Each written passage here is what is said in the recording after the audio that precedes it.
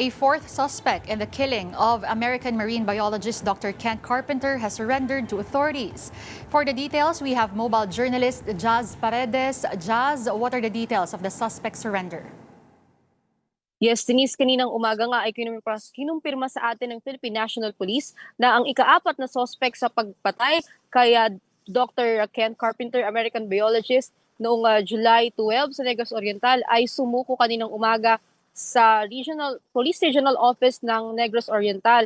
At ito daw ang suspect na sumuko ay nagsilbing lookout noong looban ng kanyang mga kasama itong bahay ni marine biologist Kent Carpenter. Sa ngayon, Denise, ay wala pa tayong mas malalim na detalye tungkol sa identity at iba pang detalye sa kanyang pagsuko. Ngunit ang pagkakaalam natin ngayon, Denise, ay ito ay nagsilbing lookout. And an important detail to note din, Denise, no, ay originally meron na tayong apat na suspect nga na identified at may isa na lamang na hinahanap. Ngunit Denise, itong sumuko na individual na ito ay hindi siya kasama doon sa apat na original na identified suspects. So bigla na lamang lumitaw itong suspect na sumuko kaninang umaga. So until now ay hindi pa natin alam kung ano pa yung isa kanyang naging contribution, but kanyang sinasabi nga na siya ay nagsilbing lookout nga doon sa nangyaring panloloob nga ng kanyang mga kasama sa bahay ni Ken Carpenter. Okay, Jazz. So, itong fourth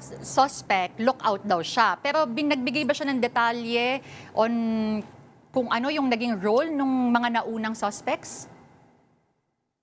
Yes, Denise, no, regarding naman doon sa naging role ng mga naunang suspect na nahuli, ay ito yung nakuha nating detalye, Denise. No?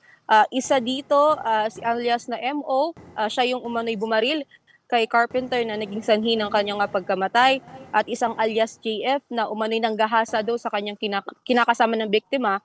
At ito namang si alias CD ay isa ring nagsilbing lookout. So bali dalawa silang lookout, Denise, na kalaunan ay sumuko rin ito sa mga otoridad. So ito yung nakita nating rules nung tatlo, at may isa pa daw na hinahanap, Denise. Mm-hmm. And ang mga otoridad ba at this point, Jazz, paano nila vina-validate yung statement ng mga suspects? Ano, yan ba ibinabangga, let's say, sa CCTV footage, forensic evidence? How are they doing that? Yes, Denise, regarding doon sa paano nga nila bine-verify itong information at pati na rin sa mga testimonies ay nagsasagawa doon ng forensic examination, Denise, kaugnay ng mga binibigay din ng testimony nitong mga suspect. And patuloy naman daw yung kanilang inasagawang investigasyon at pati na rin yung kanilang manhunt operations dun sa isa pang suspect na hinahanap.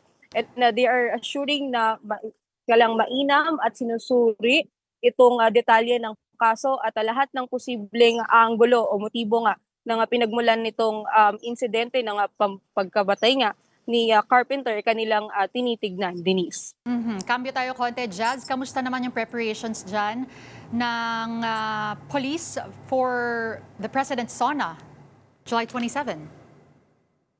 Yes, Denise, nakalatag na nga ang plano ng Philippine National Police bilang paghahanda sa SONA na ikalimang SONA ng Presidente, at naglatag na ng comprehensive security plan, at they are deploying more than 20,000 personnel which composes of not only the PNP but also added augmentation like the AFP, Coast Guard, and other reaction teams.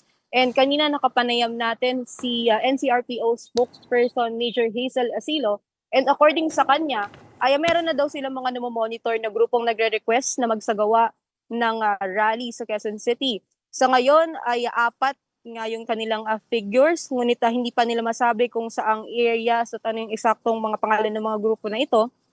And they're still finalizing dahil hindi pa daw nila alam kung saang mga areas i-hold nga yung rally. But sa ngayon, Denise, they're looking into possible road closures. The possibility are paligid ng Batasan, and sa Shrine, at mga main roads kagaya ng Commonwealth Avenue, Quezon Avenue, at Katipunan Avenue. But this is just planning stage pa lang, Denise, no? Hindi pa natin masabi na ito yung final road closures. Sa ngayon ay tinitignan din nila, Denise, na kailangan mag-deploy nga sa mga main areas dahil yung kanila daw deployment ay hindi lamang sa paligid ng Batasang Pambansa, itong 20,000, but around the Metro Manila dahil nga we're assuming na maraming groups, or meron na nga tayong apat na groups na magkikilos protesta, and this is possible na mas spread out ito through Metro Manila. So yung deployment is not only focused on the premise of Batasang Pambansa, Denise. All right, thank you for those updates. Again, that was mobile journalist Jazz Paredes.